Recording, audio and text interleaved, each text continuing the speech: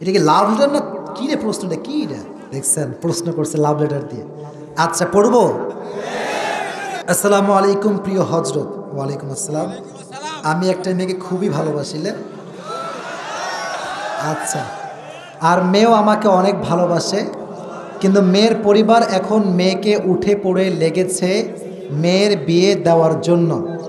মেয়ের পরিবার প্রতিষ্ঠিত ছেলে ছাড়া বিয়ে দিবে না।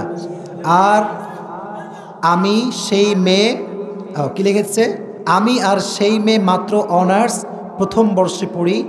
আমি এখনও প্রতিষ্ঠিত হতে 5-6 বছর বাকি। আমার পরিবার এখন আমার বিয়েতে সম্মতি দিবে না, কিন্তু আমি ওই মেয়েকে খুব ভালোবাসি, হারাতে চাই না। এমন অবস্থায় আমি কি করতে পারি?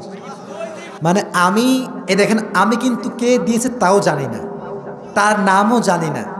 এই যে 1 ঘন্টা 15 মিনিট কথা বললাম। আচ্ছা ইমানদারি বলেন তো, তাফসিরের বাইরে আউটসাইডের কথা কি বেশি একটা বলছি নাকি আমি আজকে?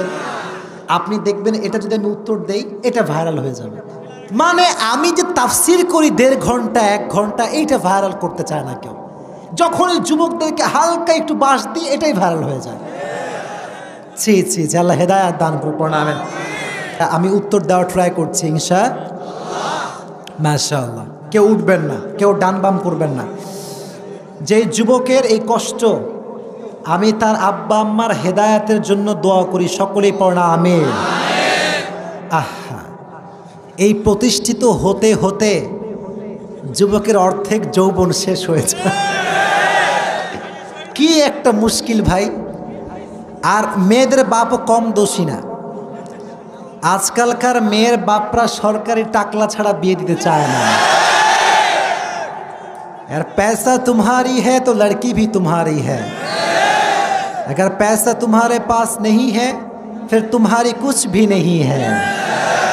This is the trend of Bangladesh. অথচ আল্লাহর হাবিব বলেছেন যে কোনো মেয়েকে বিয়ে করতে হবে 4টা জিনিস দেখে, তবে তার ভেতরে ফাযফার বিদাতি দ্বীনি তারিবাত ইয়াদাক, become successful by selecting the one who has religion, character and conduct. যার চরিত্র আছে, যার দিনদারিত্ব ভালো আছে, টাকা না থাকলেও সে আমার বউ হওয়ার যোগ্যতা রাখে। আর আজকালকার যুবকরা এটাকে বেশি প্রায়োরিটি দেয় না। আজকালকার যুবকরা খোঁজে কোথায় আটা সুন্দরী খুঁজে পাওয়া যায়। এটা হচ্ছে যুবকদের ক্যারেক্টার। আর নারীদের ক্যারেক্টারটা হচ্ছে, এরা বেশিরভাগ আছে এরকম, এরা দাড়িওয়ালা পছন্দ করতে চায় না, 5 ওয়াক্ত নামাজি পছন্দ করতে চায় না, সুন্দর তাকওয়াবান যুবককে পছন্দ করতে চায় না, সব গাঁজাখোরকে পছন্দ করতে চায়। এরকম মেয়েও বাংলাদেশে আজকাল আছে। তো এখানে যুবকের কষ্ট হচ্ছে, যুবকও রাজি কিন্তু পরিবারের সমস্যা, তাই না? শুধু এটা এই যুবকের সমস্যা নয়, এটা হাজার নয় লক্ষ কোটি যুবকের সমস্যা। এটা আব্বা জানে যে আমার মেয়েটা ওই ছেলেকে পছন্দ করে, আবার ছেলের আব্বাও জানে আমার ছেলেটা ওই মেয়েকে পছন্দ করে, বাট জেদ, আব্বা আমার ভিতরে জেদ কাজ করে যে আমার ছেলে আমার হুকুমের বিরুদ্ধে কাজ করবে, এই অ্যাটিটিউড কাজ করে। অথচ আব্বা জান নিজের পছন্দের বিয়ে দিতে গিয়ে তার ছেলের পুরো জীবনটাকে নষ্ট করে দেয়। আজ থেকে নিয়ম হবে ভিন্ন। সন্তান, আমি বলি অবশ্যই বলবো, যারা প্রাপ্তবয়স্ক সন্তান আছো, তোমাদের অধিকার আছে, তোমরা তোমাদের চয়েসের কথা আব্বা আম্মাকে বলবা। আর আব্বা আম্মারও উচিত নিজের স্বপ্ন, নিজের চয়েস বাদ দিয়ে নিজের সন্তানের চয়েসকে বেশি প্রাধান্য দেওয়া। এই জন্য সংসার আব্বা নয়, সংসার করবে সন্তান। বাকি এটা বলে তোমরা আবার খুশি হয়ে যেও না, বেশি লাফায়ও না। শোনো, আব্বা আম্মার সন্তুষ্টি নাই যেখানে, আল্লাহর কসম করে বলতে পারি বিয়েতে সুখ নাই সেখানে। রিদাউর রব্বি ফি রিদাইল ওয়ালিদাইন ওয়া সাখতুর রব্বি ফি সাখতিল ওয়ালিদাইন। আব্বা আম্মা খুশি তো আল্লাহ খুশি, আব্বা আম্মা না খুশ আল্লাহও না খুশ, ঠিক কিনা বলেন? আর তোমরা আসলে একটু বোকা আছো। এই যে যুবকটাও আবেগী, মেয়েটাও আবেগী। দেখো আবেগ বড় খারাপ জিনিস। তোমরা তো এখন বাধায় আছো, তো মানে দেখা করতে পারো না, কথা বলতে চাইলে কথা বলতে পারো না, তখন কষ্ট শুরু হয় যে বিয়ে করলে মনে হয় সব সমাধান হয়ে যাবে। মনে রেখো যুবক, আব্বা আম্মার বিরুদ্ধে কি তুমি বিয়ে করতে পারবা ঠিক, কিন্তু তুমি যেই মেয়েকে আজকে যেই সুন্দর রূপ আর মন দেখে বিয়ে করছো, এই মন আর রূপ চেঞ্জ হতে এক রাত সময় লাগবে। এক রাতে সব চেঞ্জ হয়ে যাবে। আমি নিজে এমন অনেকগুলো কেস আমি নিজে দেখেছি।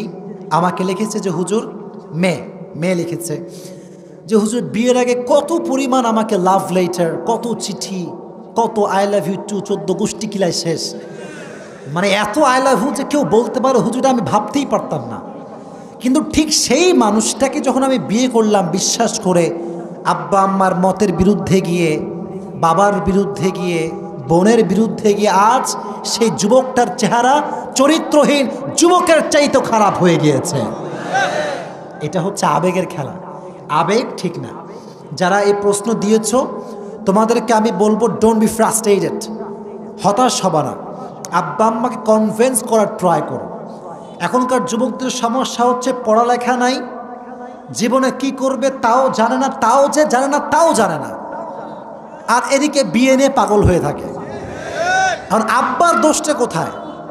আব্বা তো চায় আমার সন্তানটা ভালো কিছু করুক, আমার সন্তানের পারিবারিক জীবনটা সুখী হোক। এটা প্রত্যেকটা বাবা জান চায় কি চায় না? অতএব তোমরাও জিদ করবা না। আর আব্বা জানদেরকে বলছি, আপনারা দয়া করে যদি দেখেন ছেলেও পছন্দ করেছে, মেয়েও পছন্দ করেছে, আল্লাহর ওয়াস্তে মিলায় দেন। আমি আপনাদের পায়ে, এই যে আপনার পায়ে আমার হাত, আমি বলি আমার এটা শেষ কথা, যদি আব্বা আম্মার এই সমস্যার কারণে সন্তানরা বিয়ে করতে না পারে, এই ছেলে যতদিন সেই মেয়ের সঙ্গে কথা বলবে এটা জেনার গুনাহ হবে। প্রত্যেকটা জেনার গুনাহ আব্বার আমল নামায় জমা হবে। এটা যদি আব্বা না চান, আপনি একটা পদক্ষেপ নেবেন। এটা তাকবীর দেন, লিল্লাহি তাকবীর। মেয়ের বাড়ির পদক্ষেপ হবে এইটা যে মেয়ে আমাদেরই থাকবে, আমাদেরই খাবে। ছেলের বাড়ির পদক্ষেপ হবে এইটা, ছেলেও আমাদেরই, ছেলেও আমাদের থাকবে। বাট আচ্ছা ভাই, আচ্ছা বাসায় যদি একজন নারী আসে, তোমার কি বাসায় এতই অভাব যে একজন মেয়ে খাওয়াতে পারবা না? কথা ঠিক কিনা বলেন না কেন? ছি, আপনি দেখবেন প্রত্যেকটা বেলায় 1 থেকে 1.5 প্লেট ভাত আমাদের বাসায় বেঁচে যায়। ওই সময় টেনশন করে না, একজন মেয়ে আসবে কি খাওয়াবে এই নিয়ে টেনশন শুরু হয়ে যায়। তো মেয়ে পক্ষ মেয়েকে খেয়াল রাখবে, ছেলে পক্ষ ছেলেকে খেয়াল রাখবে, উভয় সম্পর্ক থাকবে হালাল। ছেলে যখন প্রতিষ্ঠিত হবে, ভালো চাকরি পাবে, ভালো সুন্দর জব করবে, তখন মেয়েকে সে গর্বের সঙ্গে তার বাসায় তুলে নিয়ে আসবে। ঠিক না বলেন? Just try to take it easy and make it easy. আপনারা এটাকে কঠিন করার কারণে জেনাটা সহজ হয়ে গিয়েছে, বিয়েটা কঠিন হয়ে গিয়েছে। আল্লাহ এটা বোঝার তৌফিক দান করুক। সকলে পড়া আমিন।